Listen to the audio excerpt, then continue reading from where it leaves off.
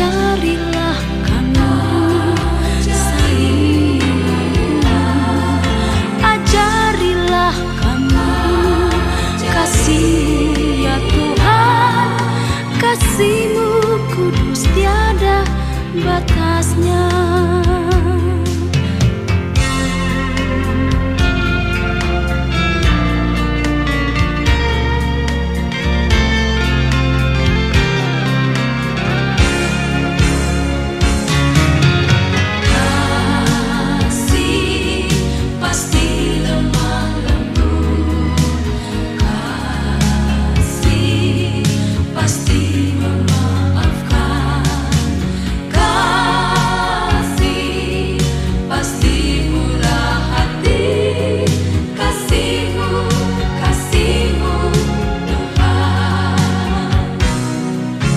Ajarilah kami saling mengenal. Ajarilah kami saling mengampuni. Ajarilah kami kasih ya Tuhan. Kasih-Mu kudus tiada batasnya. Ajarilah kami ajarilah kami saling mengampuni. Ajarilah kami kasih ya Tuhan. Kasih-Mu kudus tiada batasnya. Kasih-Mu kudus tiada batasnya. Shalom Bapak Ibu Saudara-saudara sekalian, salam sejahtera untuk kita semua. Jumpa lagi bersama saya di Pedoman Hidup Kristiani. Dan hari ini saya akan menyampaikan renungan firman Tuhan dengan tema hidup dalam kasih dan kedamaian. Bapak Ibu Saudara sekalian, hari-hari ini sedang menjadi diskusi hangat di berbagai media seputar kunjungan pemimpin Gereja Katolik Bapak Paus Fransiskus ke Indonesia beberapa hari yang lalu. Pesan yang dibawa oleh beliau sebagai seorang hamba Tuhan adalah terutama pesan kemanusiaan, yaitu antara lain bagaimana kita hidup dalam persaudaraan dan perdamaian, saling menghormati dalam kesetaraan, hidup sederhana, dan memperhatikan kaum yang lemah. Pesan-pesan ini adalah perintah Tuhan dan teladan daripada Tuhan kita Yesus Kristus. Oleh karena itu, semua umat Kristen harus mempraktekannya atau melakukannya dalam kehidupannya. Bertolak dari itu, maka pada kesempatan ini saya mau menyampaikan pesan firman Tuhan terkait dengan hidup dalam kasih dan kedamaian dengan ayat bacaan terdapat dalam 1 Tesalonika 5 ayat 12 sampai dengan ayat 22. Bagian ini merupakan perintah Tuhan melalui Rasul Paulus di bagian penutup suratnya kepada jemaat yang ada di Tesalonika. Dan dari nats bacaan ini kita akan belajar tentang 3 hal penting bagaimana kita hidup dalam kasih dan kedamaian. Yang pertama adalah menghormati para pemimpin rohani. Bagian ini merupakan hubungan kita dengan pemimpin yang Tuhan tempatkan di atas kita, secara khusus pemimpin rohani kita. Di dalam ayat 12 dan ayat 13 dari 1 Tesalonika 5, di sana dikatakan, kami minta kepadamu saudara-saudara supaya kamu menghormati mereka yang bekerja keras di antara kamu, yang memimpin kamu dalam Tuhan dan yang menegur kamu, dan supaya kamu sungguh-sungguh menjunjung mereka dalam kasih karena pekerjaan mereka. Hiduplah selalu dalam damai seorang dengan yang lain. Bapak Ibu Saudara sekalian, kita tahu bahwa fungsi pemimpin rohani adalah memimpin kita di dalam Tuhan dan sekaligus menegur kita apabila kita salah demi kebaikan kita. Hal ini ada di dalam bacaan kita di dalam ayat 12 dan ayat 13 tadi. Di dalam Ibrani 13 ayat 17, di sana pemimpin rohani itu disebut sebagai orang yang berjaga-jaga atas jiwa kita. Pekerjaan pemimpin rohani tidaklah mudah. Pekerjaan itu membutuhkan kerja keras serta dedikasi dan tanggung jawab yang tinggi.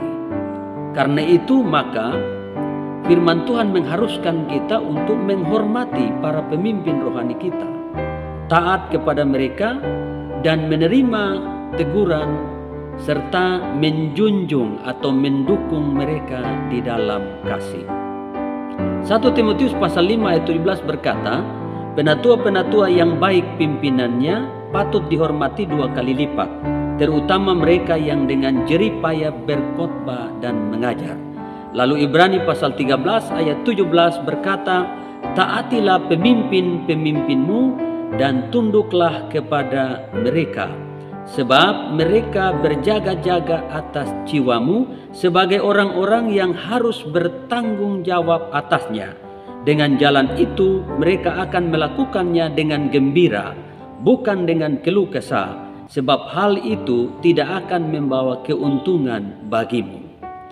Nah, Bapak Ibu saudara-saudara sekalian, dengan kita menjaga hubungan kita dengan para pemimpin yang Tuhan tempatkan di atas kita, dengan cara menghormati, taat kepada mereka, dan dengan rendah hati menerima teguran-teguran mereka apabila kita salah, maka kedamaian itu akan lahir di dalam komunitas kita.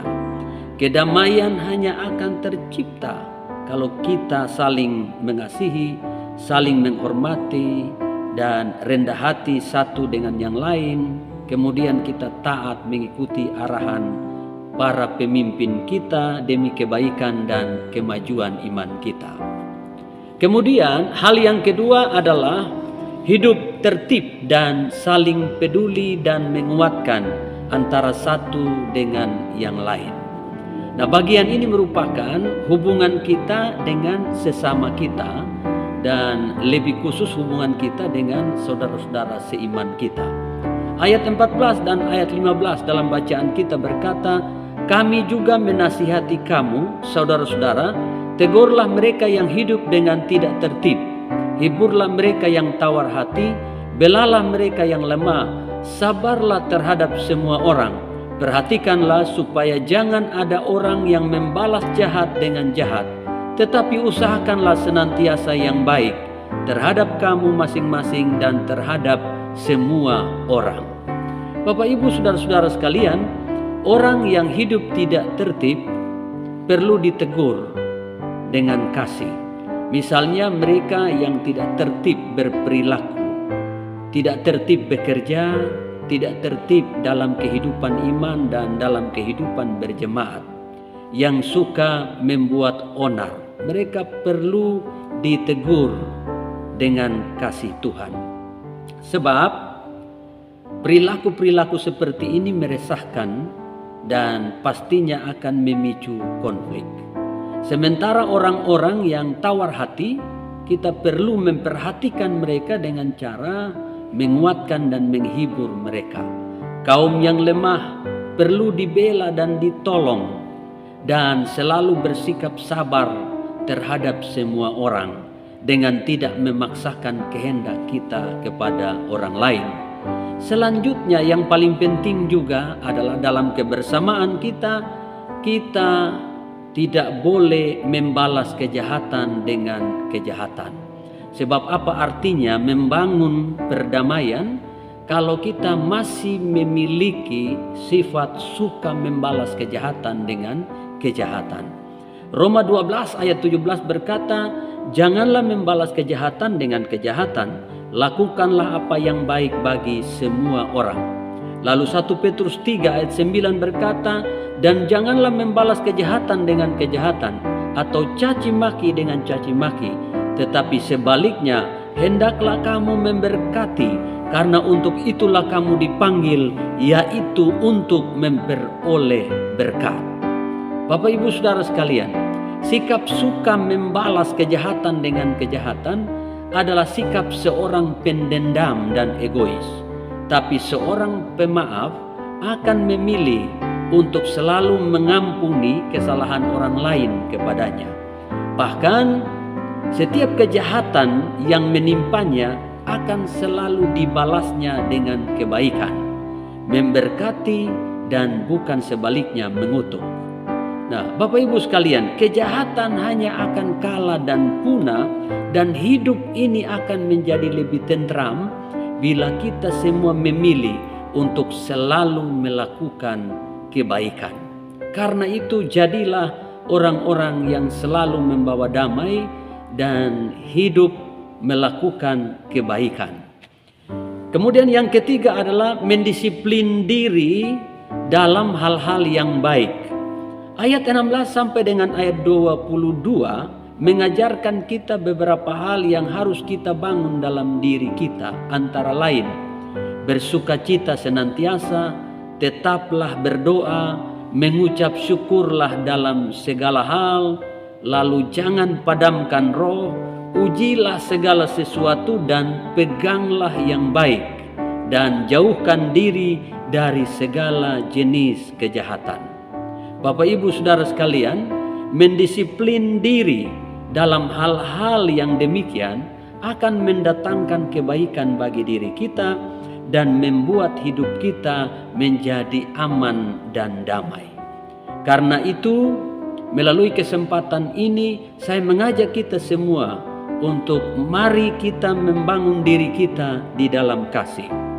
Hormati para pemimpin rohani yang Tuhan tempatkan di atas kita, dan hiduplah damai dengan semua orang, baik dalam keluarga, dalam jemaat, dalam lingkungan masyarakat, lingkungan kerja, dan dalam kehidupan berbangsa.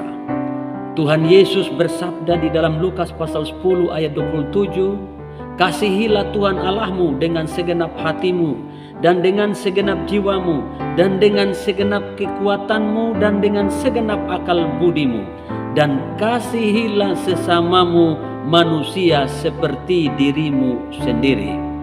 Lalu Roma pasal 12 ayat 18, Ibrani 12 ayat 14, di sana dikatakan, "Hiduplah selalu dalam damai seorang dengan yang lain," atau "Hiduplah selalu dalam perdamaian dengan semua orang tanpa terkecuali." Lalu di bagian lain berkata, "Berusahalah hidup damai dengan semua orang." Kenapa demikian? Karena Yesus berkata, "Berbahagialah orang yang membawa damai, karena mereka akan disebut anak-anak Allah." Matius 5 ayat yang ke-9. Bahkan kalau kita baca dalam Mazmur pasal 133 ayat 1 sampai dengan ayat yang ketiga, di sana dikatakan, "Sungguh alangkah baiknya dan indahnya apabila saudara-saudara diam bersama dengan rukun." Dan seterusnya ayat yang ketiga berkata, "Sebab kesanalah Tuhan memerintahkan berkat kehidupan untuk selama-lamanya." Demikian firman Tuhan yang saya sampaikan untuk kita semua. Selamat membangun hidup di dalam kasih dan kedamaian, dan nikmatilah berkat-berkat-Nya. Tuhan Yesus memberkati.